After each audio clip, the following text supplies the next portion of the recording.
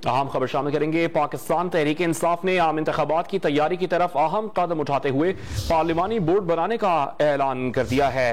जराए का बताना है कि टिकट्स की तकसीम के लिए बोर्ड की सदारत इमरान खान के पास ही होगी।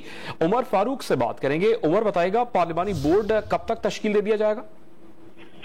जी, गुज़िश्ता रोज जो मीटिंग हुई पीटीआई की सीनियर क़यादत के साथ इमरान खान की, उसके बाद ये ऐलान सामने आया कि तहरीक इंसाफ मरकजी पार्लिमानी बोर्ड तश्कील देगी जो कि टिकटों की तकसीम करेगी, और टिकटों की तकसीम के लिए जो मरकजी पार्लिमानी बोर्ड तश्कील दिया जाएगा उसकी सदारत इमरान खान करेंगे। इसके साथ साथ पार्टी सराय का ये भी कहना है कि सूबाई सतह पर भी पार्लिमानी बोर्ड तश्कील दिए जाएंगे और जो कि जायजा लेंगे कि तमाम हलकों में कौन से उम्मीदवार जो हैं वो ज्यादा मजबूत है, उसके हिसाब से उनकी टिकटों की तकसीम का अमल को देखा जाएगा। लेकिन हतमी जो इस हवाले से फैसला होगा उम्मीदवारों की काबिलियत को मद्देनजर रखते हुए वो इमरान खान करेंगे।